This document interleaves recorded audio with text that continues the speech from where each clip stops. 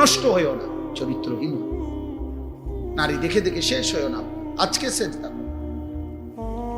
নবী সাল্লাল্লাহু আলাইহি সাল্লামের এই কথার কোনো জবাব দিতে পারতাম। কিয়ামতের দিন আল্লাহর নবী আমলনামা দেখে জিজ্ঞেস করবে, উম্মত আনিসুর রহমান, আমার উম্মত তুমি 365 দিনে খোদার এক বছরে একদিনও ফজরের নামাজ পড়লা না, তুমি আমার উম্মত? তুমি আমার উম্মত 30 বছর টানা সুদে খাইলা, 60 বছর বয়স তোমার, প্রতিদিন বিড়ি সিগারেটে খাইয়া গেলা, তুমি আমার উম্মত? 60 বছরও মনে পড়ে না এটা গুনাহ? 60 বছর বয়সেও মনে পড়ে নাই যে টেলিভিশনে নাচ গান দেখা গুনাহ? তোমার স্ত্রী 30 বছর বয়স পর্যন্ত 30 বছরও কোনোদিন পর্দা করে নাই? তোমার মৃত্যু পর্যন্ত তোমার ঘরে নিয়মিত রঙিন টেলিভিশন চলতো, নর্তকী নাচতো, নাটক সিনেমা চলতো, তুমি আমার উম্মত? তুমি কবরে আসছো এটা কি নিয়া? হাসরে আসছো এটা কি নিয়া? আমি কি দেখে সুপারিশ করব? কথা বলে না। নবী সাল্লাল্লাহু আলাইহি সাল্লাম যে সুপারিশ করবে এটা জানেন? কথা বলেন না কেন? জানেন তো? সুপারিশের কোনো কাগজপত্র লাগবে না, কোনো ফাইল টাইল লাগবে না, এমনি। হ্যাঁ, তো আপনি কি দেখাইবে? আরে বলেন না, আপনি কি দেখাবেন? এই সুদখোর বাপ, আপনি কি দেখাবেন? এই বিড়িখোর বুড়া মিয়া, 60 বছরের বুড়া চাচা, আপনি অনবিড়ি খান কোন লজ্জায়? আপনি চা দোকানে টেলিভিশন দেখেন কেন? এই বুড়া চাচা, আপনি যদি এখনো 60 বছর বয়সে এখনো রঙিন সিনেমা নর্তকী দেখেন, আপনার চোখে যদি কোনো লজ্জা না থাকে, আমনের ফুত নাতি আপনার থেকে কি শিখবে মিয়া? আমার বিরোধিতা করেন, কাল বলে দিয়েন এমন হুজুর, এমন ডাকাইতা হুজুর আজীবন আইনবো না। হ্যাঁ কইেন, আপনি বলে যাই না, নাহলে অন কন তারা রেকর্ডিং করে রাখে যে এমন হুজুর আর আইনবো না। এরুন ঢাকায় তো হুজুর তো দেখছি না। কিন্তু আপনি বলেন, এই বুড়া চাচার এখনো লজ্জা হওয়ার সময় হয়নি? আপনার 60 বছরও আপনার শরম হইতো না? ছি ছি ছি ছি, আপনার থেকে আখলাক শিখবে কিভাবে? আখিরাত শিখবে কিভাবে? প্রজন্ম চোখের সামনে শেষ হয়ে যাচ্ছে, আমাদের চোখের সামনে আমাদের ছেলে মেয়েরা চরিত্রহীন হয়ে যাচ্ছে, এক ওয়াক্ত নামাজ পড়ে না, মুসলমানের ঘরে রাত আসলে ঘুমা। আমি জীবনে একবার আমার আব্বারে জীবনে একবার বলছিলাম, আব্বা আমি এই মাদ্রাসায় পড়বো না, আরেকটা মাদ্রাসায় আমারে ভর্তি করায় দেন। আমার আব্বা বলছিল, ফুত পরের লোকমা ভাত আমার ঘরে খাইও না, সাবধান। পরের লোকমা দিতে নিষেধ করছে, যে বাইরো তোমার জেনে মনে করো ফললে পড়ো, না ফললে বাদ দাও, কিন্তু আমার ঘরে এক লোকমা ভাত খাইও না। কসম খোদার, চোখের পানি ফেলতে ফেলতে পরে মাদ্রাসায় গেছি গাজে, এই বাদ দিত না। হ্যাঁ, দুপুর বেলা মায়ের হাতের রান্না করা ভাত খাইয়া মুসলমানের বাচ্চাই নাফরমান, সেই যে 2টা বাজে বাইরেছে, রাত 11টা বাজে ঘরে ফিরছে, আবার ভাত খাইয়া ঘুমায় গেছে। আহা, মা বাপ একটা বার জিজ্ঞাসাও করে না কিরে ফুট আসর নামাজ কই পড়ছো, মাগরিব কই পড়ছো, এসব এখন কারো কোনো কিছুর দরকার নাই। তো টিয়া হইলি তো হইছে, টেনশন শুধু একটাই, বিদেশ যাইব নি, টাকা কামাই করবো, পয়সার দরকার, পয়সা। তার নামাজ দিয়ে তে বুঝুক আমার টাকার দরকার।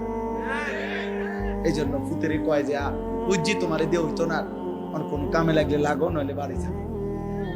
টাকা দিলে লাইনে আছে, টাকা না দিলে বেলায় গেছে। সন্তান বুঝা গেল, আপনার সন্তান আপনার টাকা উপার্জনের মেশিন বানাইছেন। 18 বছরের ছেলেটা আপনাকে আল্লাহ দিছে পয়সা কামানোর লেগা, এটা এর মধ্যে আখিরাত নাই। আপনার স্ত্রীর আখিরাত নাই,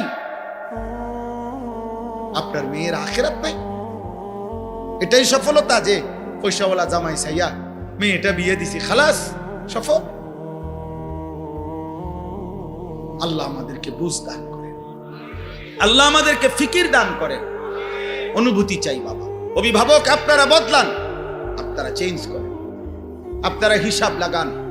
এই সমাজ এমনি ছেড়ে দিলে হবে না, আগামী প্রজন্ম নিরাপদ থাকবে না। এই ছেলে পেলে এরা তোমরা বড় হইবা বাবা, আমার কথা বুঝো।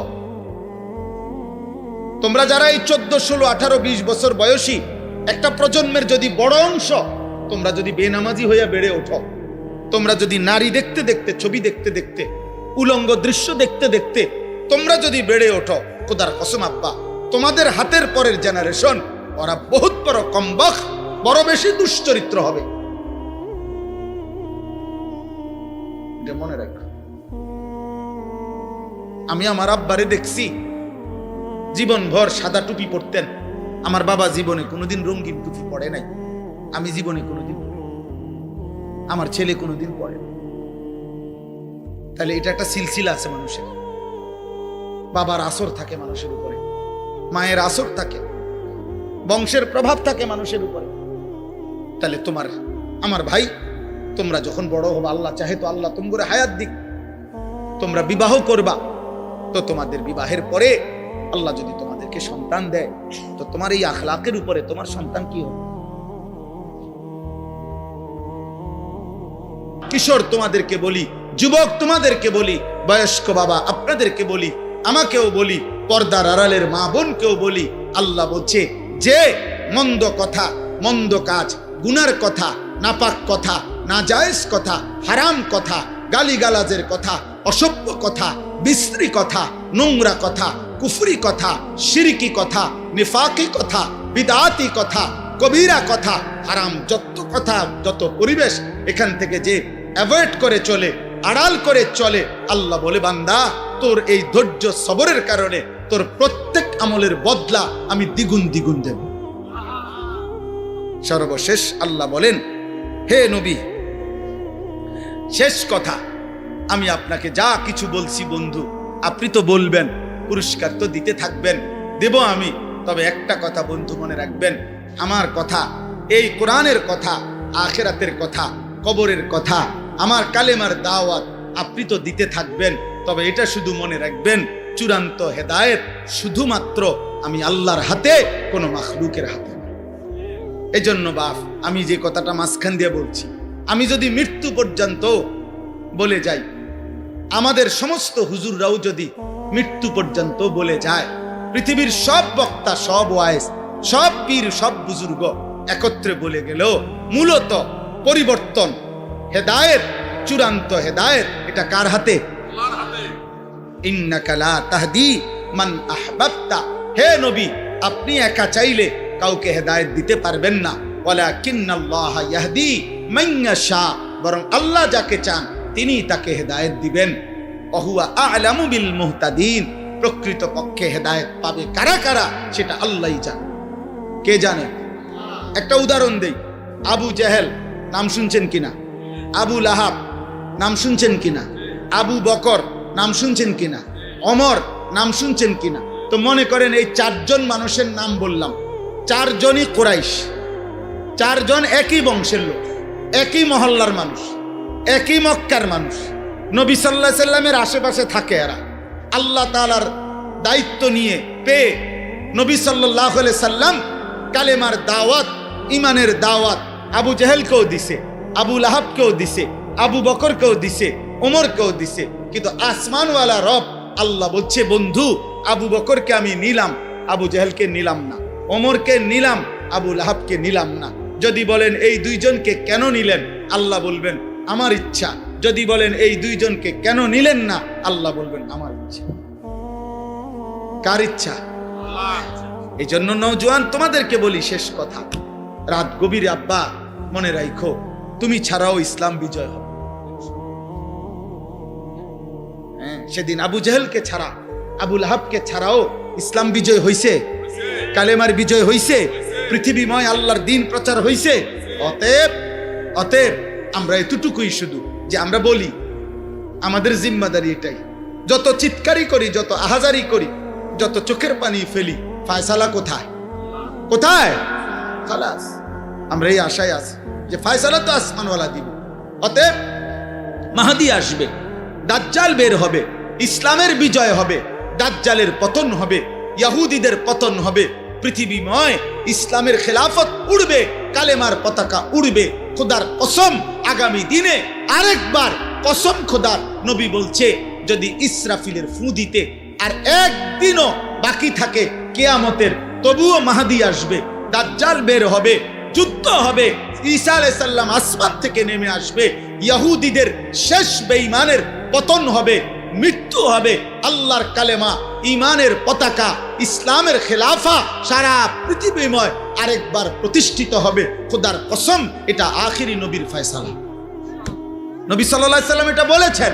অতএব ঈমানদার যুবক, দ্বীনের জন্য, মাহাদির জন্য, ইসলামের জন্য, কালেমার জন্য কয়জন লাগবে?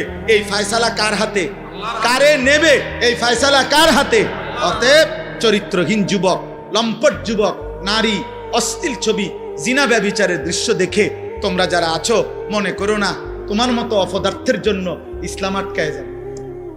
তোমার মতো আকামলা ছাড়াও ইনশাআল্লাহ ইসলামের বিজয় হবে, কালেমার বিজয় হবে। কিন্তু একদিন চোখ বন্ধ হইলে দেখবা, কবরে গেলে ফেরেশতা তোমার মতো নাফরমানকে লাথি দিয়া কবরে পাঠাইবে জাহান্নামে। সেদিন বুঝবা এই মৌলবীদের কথা কতটা দরকার ছিল। সেদিন বুঝবা এটুকু নামাজ পড়তে পারত, সেদিন বুঝবা আল্লাহরে ডাকতে পারতা ইচ্ছা করে, শরীর স্বাস্থ্য সবই ছিল, কিন্তু নাফরমানি করতে। অতএব রাত গভীরে আমি বললাম, সমস্ত কিশোর যুবক ভাই, দয়া করে নষ্ট হয়েও না। এই পৃথিবী তোমারে মনে রাখবেন, কেউ তোমার জন্য বসে নাই রে আব্বা। তুমি অ্যাক্সিডেন্ট করে দেখো, পিছনের গাড়ি থামে না, ছাড়ি দিয়ে যায় না।